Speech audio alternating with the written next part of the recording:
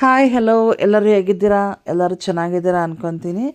J D R Jyothi ಲಾಗ್ಸ್ಗೆ ಎಲ್ಲರಿಗೂ ಸ್ವಾಗತ. Welcome back to my YouTube channel. ಬನ್ನಿ ಗಾಯ್ಸ್, ಇವತ್ತು ನಾನು ಯಾವ ಥರ ರೆಸಿಪಿ ತೊಗೊಬಂದಿದ್ದೀನಿ ಅಂದರೆ ತುಂಬ ಚೆನ್ನಾಗಿದೆ. ಈಗ ಔಟ್ಸೈಡಲ್ಲೆಲ್ಲ ತೆರೆಮಿಸ್ ಅಂತ ಮಾಡ್ತಾ ಇದ್ದಾರಲ್ಲ, ನನಗಂತೂ ತುಂಬ ಇಷ್ಟ ಆಯಿತು. ಅದನ್ನು ನಾನು ಒಮ್ಮೆ ಟ್ರೈ ಮಾಡೋಣ ಅಂತ ಅಂದ್ಕೊಂಡು ಮಾಡ್ತಾಯಿದ್ದೀನಿ. ಬನ್ನಿ ಹೇಗೆ ಮಾಡೋದು ಅಂತ ನೋಡೋಣ.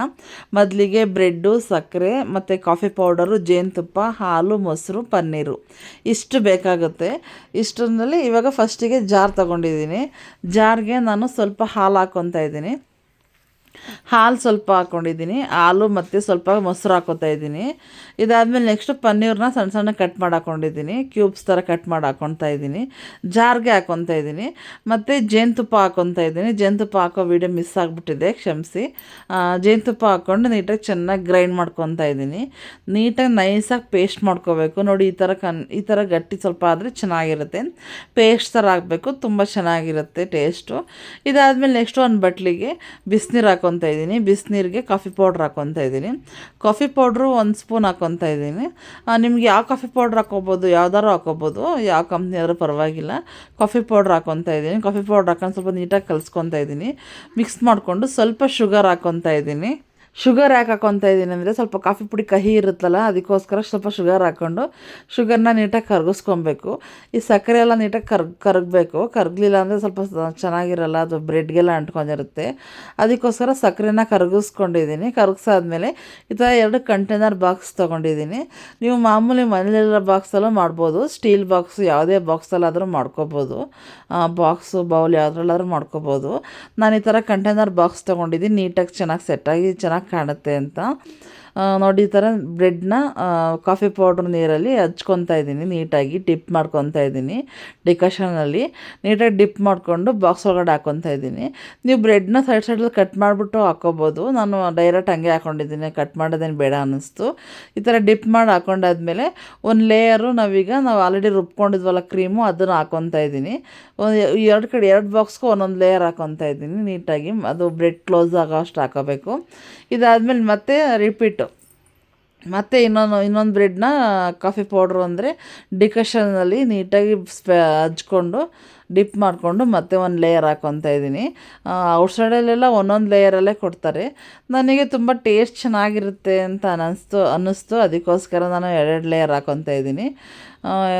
ಚೆನ್ನಾಗಿರುತ್ತೆ, ಸ್ವಲ್ಪ ಕ್ವಾಂಟಿಟಿ ಜಾಸ್ತಿ ಇರುತ್ತೆ ಅಂತ 2 ಲೇಯರ್ ಹಾಕ್ಕೊತಾ ಇದ್ದೀನಿ.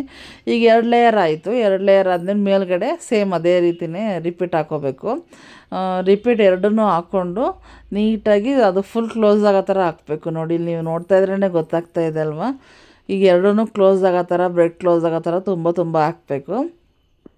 ತುಂಬ ಚೆನ್ನಾಗಿರುತ್ತೆ. ನಾನು ಔಟ್ಸೈಡಲ್ಲೆಲ್ಲ ನೋಡಿದ್ದೀನಿ, ಒಂದೊಂದಕ್ಕೆ 250 200 ಹೇಳ್ತಾರೆ. ನಮ್ಮನೇಲಿ ಅಷ್ಟೊಂದೆಲ್ಲ 4 ಜನಕ್ಕೆ ತೊಗೊಬಂದು ತಿಂತೀವಿ ಅಂದರೆ ₹1000 ಆಗುತ್ತೆ. ಅಷ್ಟೊಂದೆಲ್ಲ ಕೊಟ್ಟು ತಿನ್ನೋಕ್ಕೆ ನನಗಂತೂ ಇಷ್ಟ ಆಗೋಲ್ಲ. ಮನೆಯಲ್ಲೇ ನಾವೇ ಹೆಲ್ದಿಯಾಗಿ ಮಾಡ್ಕೊಂಡು ತಿಂದರೆ ತುಂಬ ಚೆನ್ನಾಗಿರುತ್ತೆ.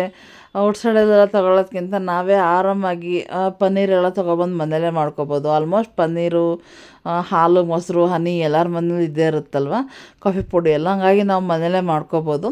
ಈಗ ನೆಕ್ಸ್ಟ್ ಮೇಲ್ಗಡೆ ಸ್ವಲ್ಪ ಕೋಕೋ ಪೌಡ್ರನ್ನ ಸ್ಪ್ರೆಡ್ ಮಾಡ್ಕೊತಾ ಇದ್ದೀನಿ. ಕೋಕೋ ಪೌಡ್ರ್ ಹಾಕ್ಕೊತಾ ಇದ್ದೀನಿ. ಚೂರು ಹಾಕ್ಕೋಬೇಕು, ಜಾಸ್ತಿ ಏನು ಬೇಡ. ಸ್ವಲ್ಪ ಮೇಲೆ ಸ್ಪ್ರೆಡ್ ಮಾಡ್ಕೊತಾ ಇದ್ದೀನಿ. ಸೇಮ್ 2 ಬಾಕ್ಸಿಗೂ ಕೋಕೋ ಪೌಡ್ರ್ ಹಾಕ್ಕೊಂಡು ನೀಟಾಗಿ ಮುಚ್ಚಿಡ್ತಾ ಇದ್ದೀನಿ ಬಾಕ್ಸು. ಈಗ ಮುಚ್ಚಳ ಹಾಕಿ ಒಂದು 2 ಅವರ್ ಫ್ರೀಝರಲ್ಲಿ ಇಡಬೇಕು. ಫ್ರೀಝರಲ್ಲಿ ಇಟ್ಟರೆ ನೀಟಾಗಿ ಸೆಟ್ ಆಗುತ್ತೆ ಅದು. ಈಗ 2 ಅವರ್ ಫ್ರಿಜ್ಗೆ ಇಡ್ತಾಯಿದ್ದೀನಿ. ಫ್ರಿಜ್ಜಲ್ಲಿ 2 ಅವರ್ ಆದಮೇಲೆ ತೋರಿಸ್ತೀನಿ ನೋಡಿ ತೆಗೆದು ಹೇಗಾಗುತ್ತೆ ಅಂತ. ತುಂಬ ಚೆನ್ನಾಗಿದೆ. ನನಗೆ ಆಲ್ರೆಡಿ ಬಾಯಿ ನೀರು ಬರ್ತಾಯಿದೆ. ಎಷ್ಟು ಚೆನ್ನಾಗಿತ್ತು ಅಂದರೆ ತುಂಬ ಚೆನ್ನಾಗಿತ್ತು. ಫ್ರಿಜ್ಜಿನ ತೆಗೆದ ತಕ್ಷಣ ತಿನ್ನಬಾರ್ದು, ಯಾಕೆಂದರೆ ಫ್ರಿಜ್ಜಲ್ಲಿ ಇಟ್ಟಿರ್ತೀವಲ್ಲ, ತುಂಬ ಐಸಾಗಿರುತ್ತೆ. ಫ್ರಿಜ್ಜಿಂದ ತೆಗೆದು ಒಂದು 5 ನಿಮಿಷ ಆದಮೇಲೆ ತಿನ್ನಬೇಕು.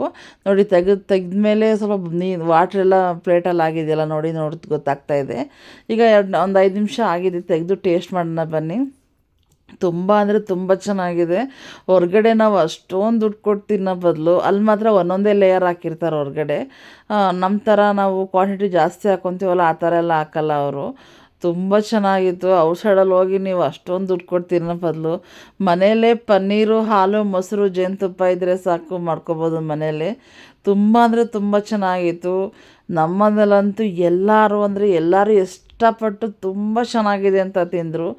ತುಂಬ ಚೆನ್ನಾಗಾಯಿತು. ನಾವು ಮನೇಲೇ ಈ ಥರ ಹೆಲ್ದಿಯಾಗಿ ಮಾಡ್ಕೊಂಡು ತಿಂದರೆ ಔಟ್ಸೈಡಲ್ಲೆಲ್ಲ ಅಷ್ಟೊಂದು ದುಡ್ಡು ಕೊಡೋ ಬದಲು ನಾವು ಮನೇಲೇ ಆರಾಮಾಗಿ ಮಾಡ್ಕೊಂಡು ತಿನ್ಬೋದು. ನನಗಂತೂ ತುಂಬ ಅಂದರೆ ತುಂಬ ಇಷ್ಟ ಆಯಿತು. ಇದು ಯಾಕೆ ಇಷ್ಟು ಗಟ್ಟಿಯಾಗಿದೆ ಅಂದ್ಕೋಬೇಡಿ, ಸ್ವಲ್ಪ ಐಸ್ ಜಾಸ್ತಿ ಇದೆ. ನನಗೆ ನೋಡ್ತಾ ತಡೆಯೋಕ್ಕಾಗಲಿಲ್ಲ, ಕುತೂಹಲ ತಿನ್ನಲೇಬೇಕು ಅಂತ ಅನ್ನಿಸ್ತು. ಅದಕ್ಕೋಸ್ಕರ ನಾನು ಕರ್ಗ ಮುಂಚೆನೇ ಬೇಗ ಬೇಗ ತಿಂತಾಯಿದ್ದೀನಿ. ತುಂಬ ಅಂದರೆ ತುಂಬ ಚೆನ್ನಾಗಿದೆ. ನೀವು ನೋಡ್ಬೋದು ಲೇಯರ್ಗಳು ನೋಡಿ, ಆ ಕಡೆ ಈ ಕಡೆ ಬ್ರೆಡ್ಡು ಮಧ್ಯದಲ್ಲಿ ವೈಟ್ ಕಲರ್ ಕ್ರೀಮ್ ಎಷ್ಟು ಚೆನ್ನಾಗಿ ಕಾಣ್ತಾ ಇದೆ ಅಂತ. ಈಗ 2 ಬಾಕ್ಸನ್ನು ಓಪನ್ ಮಾಡಿ ತೋರಿಸ್ತಾ ಇದ್ದೀನಿ ನೋಡಿ. ವಾವ್, ತುಂಬ ಅಂದರೆ ತುಂಬ ಚೆನ್ನಾಗಿತ್ತು ಟೇಸ್ಟು.